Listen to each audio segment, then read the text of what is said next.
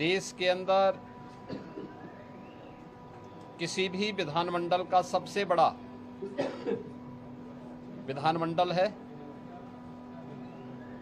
स्वाभाविक रूप से यहाँ पर जनता से जुड़े हुए, विकास से जुड़े हुए जिन मुद्दों पर माननीय जनप्रतिनिधिगण चर्चा करते हैं, देश के अंदर वह एक नजीर के रूप में देखी जाती है। पिछले 8 साढ़े 8 वर्ष के अंदर उत्तर प्रदेश विधानमंडल ने अनेक उपलब्धियां हासिल की हैं, अनेक महत्वपूर्ण मुद्दों को चर्चा का विषय बनाया है, जनता से जुड़े हुए मुद्दों पर सार्थक चर्चा को आगे बढ़ाने का काम किया है। और इस बार का सत्र भी काफी महत्वपूर्ण सत्र है। इसमें जनता से जुड़े हुए मुद्दों को लेकर 25 करोड़ की आबादी की आकांक्षाओं को पूरा करने के उद्देश्य से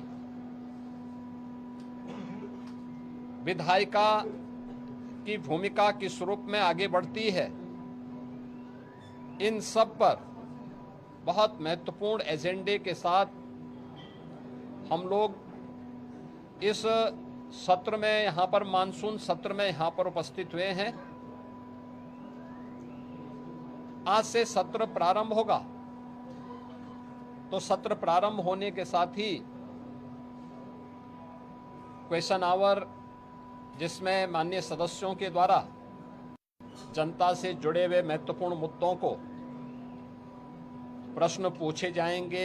0 आवर में अपनी बातों को रखा जाएगा और सरकार की तरफ से उन सब का एक सार्थक जवाब भी उपलब्ध करवाया जाएगा। इसके साथ ही अन्य महत्वपूर्ण मुद्दों पर मानसून सत्र है, तो स्वाभाविक रूप से बाढ़ से वे मुद्दे भी उठ सकते हैं। इसके अलावा अत्यधिक बारिश के कारण जल जमाव से जुड़े हुए मुद्दे भी उठेंगे। सरकार के स्तर पर क्या कार्रवाई हो रही है, स्वास्थ्य से, शिक्षा से जुड़े हुए मुद्दों पर सरकार ने पिछले 8 साढ़े 8 वर्ष के अंदर जो कुछ भी किया है, इन सब मुद्दों पर भी परिचर्चा होगी। यह सत्र इस बार का इसलिए भी महत्वपूर्ण होगा कि आदरणीय प्रधानमंत्री जी की प्रेरणा से देश की स्वाधीनता दिवस का अमृत काल का यह 3रा वर्ष है। और इस 3रे वर्ष में यद्यपि प्रधानमंत्री जी ने देश की स्वाधीनता दिवस के अवसर पर पूरे देशवासियों को विकसित भारत के साथ जुड़ने का आह्वान किया था। विकसित भारत, विकसित उत्तर प्रदेश, आत्मनिर्भर भारत, आत्मनिर्भर उत्तर प्रदेश। विकसित उत्तर प्रदेश और आत्मनिर्भर उत्तर प्रदेश के लिए सरकार का और उत्तर प्रदेश वासियों का विजन क्या है, पहली बार देश के किसी सदन में इस मुद्दे पर चर्चा होगी।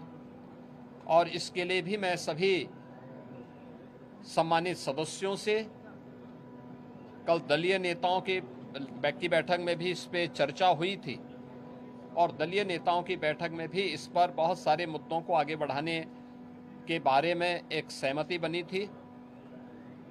13 और 14 अगस्त को लगातार 24 घंटे तक उत्तर प्रदेश विधानमंडल में इस पे चर्चा होनी है और चर्चा के बाद सरकार के द्वारा कैसे इस विजन डॉक्यूमेंट को नीति आयोग के मार्गदर्शन में, विशेषज्ञों के सहयोग के साथ, आम जनता के साथ साथ हर तबके के नागरिकों की सहभागिता इसमें सुनिश्चित हो, इसको लेकर के विस्तृत कार्य योजना की घोषणा भी हम लोग सदन में करेंगे और उस कार्यक्रम को आगे बढ़ा करके आगामी 25 वर्ष की कार्य योजना को लेकर के सरकार अपने विजन को सदन के पटल पर रखेगी और उस कार्यक्रम को एक समय सीमा के अंदर तैयार करते हुए विकसित भारत, विकसित उत्तर प्रदेश के इस संकल्प को आगे बढ़ाने की चर्चा का केंद्र बिंदु हमारा सदन बनेगा। मेरी अपील होगी कि सरकार ने पिछले 8-8 वर्ष के अंदर प्रदेश के विकास को लेकर के, प्रदेश की अर्थव्यवस्था को लेकर के, प्रदेश के इंफ्रास्ट्रक्चर को लेकर के, प्रदेश में गरीब कल्याण को लेकर के, समाज के हर एक तबके को लेकर के, क्या गांव है, क्या गरीब है, क्या किसान है, क्या श्रमिक है, क्या युवा है, क्या महिलाएं हैं, क्या व्यापारी हैं, इन सब के उत्थान के लिए बेहतरीन प्रयास किए हैं और उसकी चर्चा देश के अंदर भी होती है। देश उसको सराहता है। तमाम राष्ट्रीय और अंतर्राष्ट्रीय संस्थाओं ने उसकी मुक्त कंठ से प्रशंसा की है। उत्तर प्रदेश के परसेप्शन में जमीन आसमान का अंतर आया है, लेकिन उस सब के बावजूद हम स्वागत करेंगे उन सभी प्रस्तावों का जो सदन में चर्चा के लिए आएंगे, जनता से जुड़े हुए होंगे, उत्तर प्रदेश के विकास से जुड़े हुए होंगे, उत्तर प्रदेश के युवाओं से जुड़े होंगे।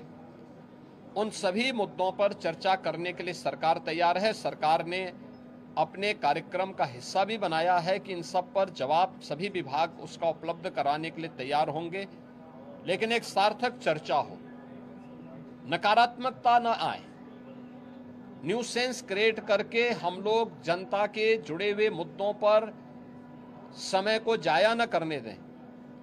ये मेरी अपील सभी अपने प्रतिपक्षी दलों से भी होगी कि वे इन सभी बातों को ध्यान में रख करके अगर सदन में इन मुद्दों पे चर्चा कराएंगे तो एक सार्थक चर्चा भी हो पाएगी, हम किसी निष्कर्ष पर पहुंच पाएंगे।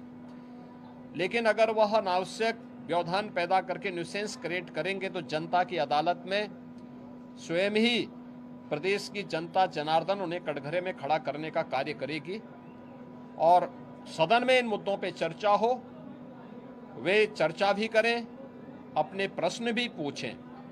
मुद्दों पर आधारित किसी भी चर्चा का जवाब देने के लिए और उस बहस को सार्थक स्तर तक पहुंचाने के लिए सरकार का पूरा सहयोग प्राप्त होगा। सरकार इसमें पूरी तरह तैयार है। मैं एक बार फिर से उत्तर प्रदेश विधानमंडल के सदन की कार्रवाई को प्रारंभ होने के अवसर पर प्रदेश भर से आए हुए सभी माननीय सदस्यों का हृदय से स्वागत करता हूं और मुझे विश्वास है कि स्वाधीनता दिवस के पूर्व हम लोग उत्तर प्रदेश के विजन डॉक्यूमेंट को प्रदेश के अंदर चर्चा का केंद्र बना करके आम जनमानस को पहली चर्चा का केंद्र विधान भवन, हमारी विधानसभा, विधान परिषद में इस पर हो और उसके उपरांत आम जनमानस के भी हम इस मामले में सुझाव लेंगे, अलग अलग तबके के सुझाव लेंगे। फिर इसको लेकर के हम लोग उन सुझावों को कलेक्ट करने के साथ ही उत्तर प्रदेश को एक व्यापक कार्य योजना देने में सफल होंगे। वो विजन डॉक्यूमेंट के रूप में विशेषज्ञों के साथ मिलकर के आगे बढ़ेगा और जब भारत 2047 में विकसित होगा तो उत्तर प्रदेश भी विकसित भारत की यात्रा में विकसित उत्तर प्रदेश बनकर के तैयार हो। इस विश्वास के साथ यह चर्चा का केंद्र बिंदु हमारा सदन बन सके। सभी सम्मानित सदस्यों से मेरी अपील होगी, इस पूरे कार्यक्रम में भाग लेने वाले सभी सम्मानित सदस्यों को मेरी शुभकामनाएं हैं। धन्यवाद। अखिलेश यादव ने 24 घंटे सदन चलाने को लेकर कहा है कि पागलपन है। देखिए, ये विकास के प्रति सरकार और भारतीय जनता पार्टी की प्रतिबद्धता है। स्वाभाविक रूप से उनके एजेंडे में विकास नहीं है। सस्टेनेबल डेवलपमेंट गोल्स पे जो गरीबों से जुड़े हुए मुद्दे थे, उत्तर प्रदेश की बेहतर शिक्षा को लेकर, बेहतर स्वास्थ्य सुविधा को लेकर, कृषि विकास की दर को बढ़ाने को लेकर, स्किल डेवलपमेंट को लेकर, रोजगार को लेकर के जब हमने 36 घंटे तक सदन चलाया था, तब भी समाजवादी पार्टी ने सदन का वॉकआउट किया था। तो ये लोग, विकास इनके एजेंडे में नहीं है, इसलिए वे लोग इस प्रकार की वे सिर पैर की बातें बोल करके ऐसे संसदीय शब्दों का प्रयोग करते हैं जिसके लिए वे पहले से ही कुख्यात हैं।